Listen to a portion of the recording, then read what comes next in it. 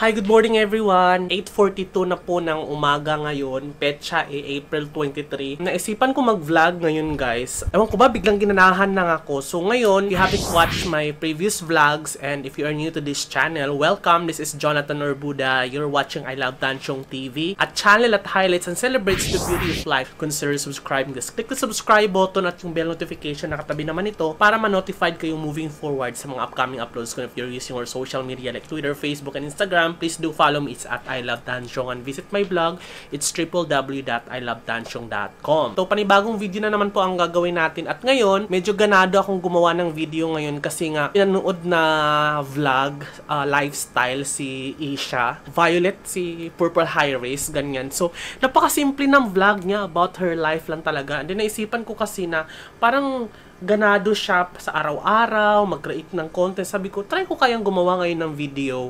Parang na-inspired ako doon sa vlog niya. So ngayon, nasipan kong gumawa ng video ngayon. So, April 23 ngayon, alas 8 ng, mag-alas 9 na, 8:43 a.m. Magtatapos na yung lockdown ng April 30. So, sorry kasi ngayon ko lang naisipan mag-vlog talaga about update na as in real vlog talaga, hindi yung live, as in magba-vlog talaga ako. So ngayon morning na to, ipakita ko lang sa inyo yung mga normal routine ko starting nung nag-work from home ako. Kasi nga, nung hindi pa ako nag-work from home, iba yung routine ko kasi nung start ng quarantine down, ang normal routine ko ay gigising ako ng umaga para gumawa ng breakfast, tapos manonood ng Netflix, tapos gugulong na naman sa higaan hanggat sa makatulog ako, gigising na naman hapon para magsaing, mga ganun-ganun. So sobrang boring ang aking routine talaga that time. So ngayon, naisipan ko kasi nga start April 1st, working na yung work from home ko, dineliver sa akin na dapat secured talaga siya. Ang gagawin ko ngayon ay ipakita ko sa inyo kung ano yung routine ko as of right now na work from home na. So, eto, unang-una, ipakita ko lang yung sitwasyon ko ngayon. Maybe I'm not visually pleasing at hindi ko presentable sa camera ngayon dahil wala, trip ko lang naman gusto ko lang magiging totoo sa sarili ko habang nagvo-vlog ako ngayon. So, ang gagawin ko is, since ang start ng duty ko ay gabi, and then mga umaga, yan, mga ganitong oras, matutulog na ako. Pero, hindi muna ako matutulog dahil mag-breakfast pa ako. Pero in my life, dapat gabi ngayon, diba? So, dinner ko talaga siya ngayon. So, hindi pa ako nakapaghanda ng almusal at kung ano-ano. So, ang gagawin ko is magluluto muna ako. So, ito ngayon yung sitwasyon ko. Medyo makalat ang aking lugar. Ayan, medyo makalat na. Ayan, so, kasi nga ako lang naman mag-isa, diba? So, hindi ako worried kung magkakalat ako. And then, bumili na rin ako ng tinapay from Pandi Manila. Ang mahal ng ano nila ngayon, mahal pala ng pandesal talaga ng Pandi Manila. 6.25 na. Ayan siya. Ayan siya. Ganyan siya kalaki. Yan, so ito, dalawa yan sila, it is 6.25 piraso. So, ang masarap din kasi nung sa Pandi Manila, pugon yung pinaglulutuan lahat sa kampango, malambot. And then, iinitin ko na lang to kasi kahapon ko pa to binili. Tira ko to kahapon ko to. So, oo nga pala guys, share ko lang sa inyo, nagkapigsa ako nitong 2 weeks na ako nagkapigsa. Ayan o, nagkapigsa ako dito, tsaka sa puwit ko. So, napacheck up ko na to, kahapon, kaya ko rin nabili yung pandesal. Dumaan ako, nagpa-check up ako, may bukas na clinic dito sa Shangri-La. Naresetahan na rin ako ng gamot. Medyo natuyo na siya, tsaka nadidrain na yung pus, so hindi na siya masyadong kumikirot. Kasi nilalagnat-lagnat ako nitong 2 linggo dahil dito sa 2 pigsa. Ito yung butter nutter.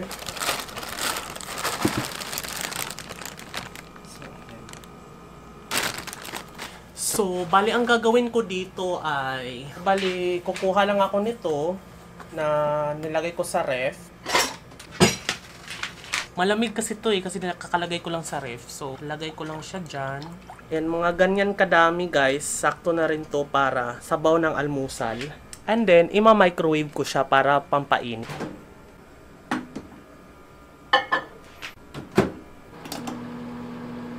So, antayin ko siya na mainit. Mga 6 na ganito boxes ang binili ko nito nung nag-panic buying ako. Siguro ngayon bali ito na lang yung natira na hindi pa nabuksan, guys. Ito na lang.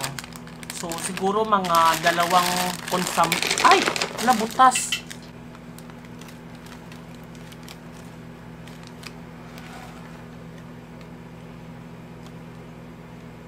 Bakit butas? Oh my God. Ayan siya, nagkalat. Naku, laligpitin ko pa to. Wait lang ha. Ayan, nagkalat. Ay, nako. Bakit kaya nabutas to? Daga siguro ang nabutas nito.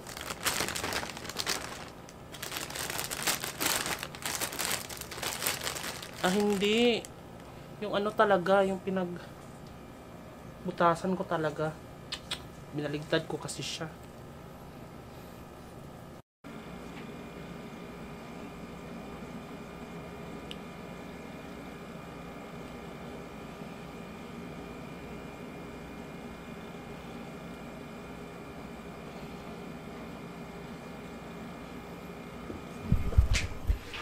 There, okay na.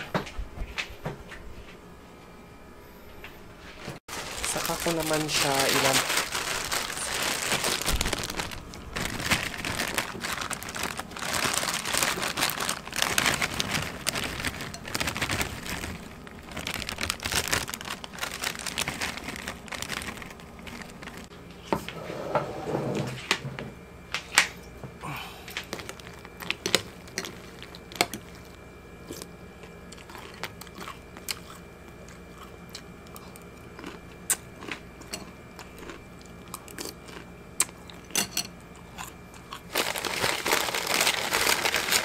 kuha ko ng isa, guys, tapos initin ko na rin siya. Kasi hanggang isa lang yung kaya ko.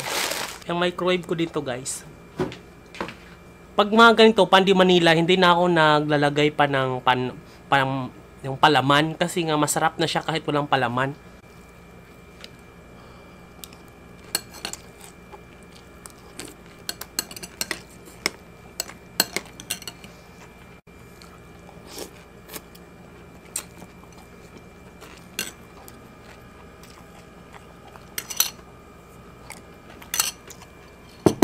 Kakatapos ko lang kumain ng almusal. So, yun na yung pinaka-almusal ko. Di ko nga alam kasi nga, di ba nagka-pigsa-pigsa ako. Tapos, kahapon, tinest na ako ng sugar. So, inextrakan ako ng dugo sa clinic para test yung sugar. Hindi ko pa alam kung ano yung sugar ko. Kasi nga, nagkaroon lang ako nitong pigsa na to. Nitong nandito lang ako, nakakulong lang ako ng halos na magdadalawang buwan na. So, unhealthy foods din kasi yung mga pinamili ko nung nag-panic buying ako. Di ba, konti lang yung gulay. So, buti na lang napabili ako ng mga ganito doon sa baba.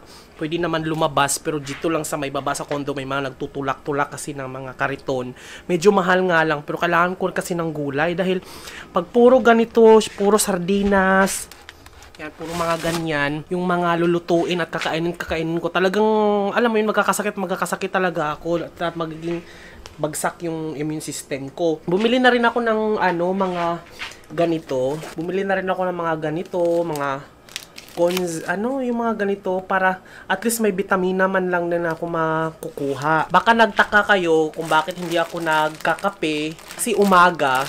Alam mo naman pag umaga, matutulog ako dahil panggabi yung trabaho ko. So, matutulog ako. So, magkakape ako, magtitimpla ako ng kape kapag pagising ko mamayang gabi para buhay na buhay yung pagtatrabaho at may ulirat ako pag nagtatrabaho ako. Yan lang. So, ang gagawin ko ngayon, bago ako matulog, aside sa mamaya-maya magtututbrush ako, magsasaing muna ako. Dahil para pag nagising ako mamayang alas 11 ng tanghali, gigising kasi ako dahil iinom ako ng antibiotic ko. At least pag nagutom ako, merong kanin na nakalagay yung eto. Kuha tayo ng bigas. Ito na lang yung bigas ko. 1 kalahati nito.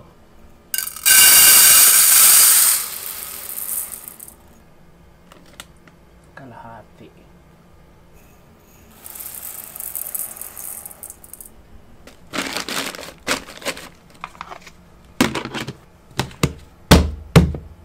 hindi ipisin yung tira kong tinapay, guys.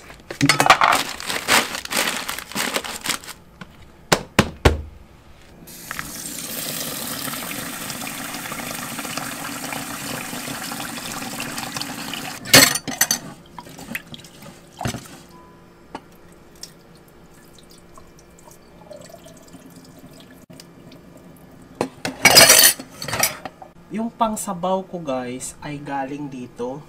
So, i-change ko lang to. Ganyan.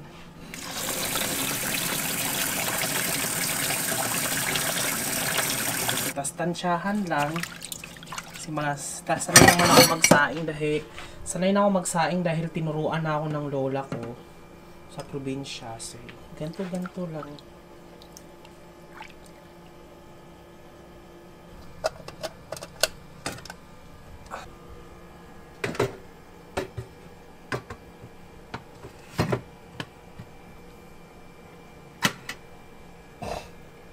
So ayun, nakapagsaing na tayo. So antayin ko na lang siya na mainin, maluto. Tapos habang ganyan, magluluto tayo ng ulam para may ulam na ako mamayang tanghalian or pag nagutom ako. So ang bala kong lutuin ngayon ay ginisang sardinas na may sayote. So, yun na lang yung lutuin natin. So, tamang-tama kasi dahil babalatan ko muna to. Isa lang ang babalatan ko, lulutuin ko.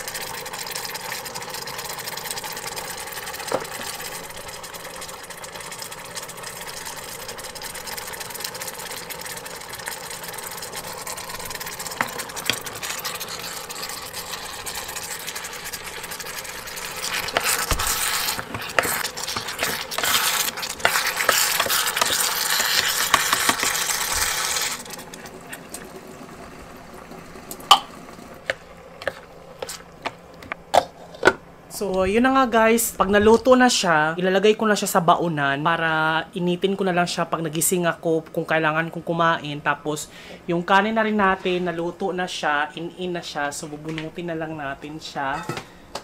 Ayan. So, ready na yan. Initin pa gusto kong kumain. Tapos, luto na rin siya. So, ililipat ko na lang siya sa baunan na fiberglass para initin ko na lang siya sa microwave pag nagising ako mamayang tanghali dahil schedule kong uminom ng gamot sa antibiotic para sa aking pigsa. So, there. Simple lang talaga yung pamumuhay ko, guys. Thank you so much for watching. If nag-enjoy kayo if gusto nyo pa yung gumawa ako ng mga ganitong vlog pag pag gabi or di kaya pag naglaba ako or ano yung mga simpleng vlog na alam nyo naman sinusubaybayan nyo yung buhay ko. Kung gusto nyo pa yung mga ganitong vlog, comment down below kasi gagawa pa ako ng mga ganito. Maraming salamat guys. This has been Jonathan Urbuda saying keep smiling because life is worth celebrating for. So matutulog na ako pero dahil nga may vlog ako ngayon, mag-i-edit muna ako ng pangmadali ang edit tapos matutulog na ako. Bye bye! See you in my next vlog.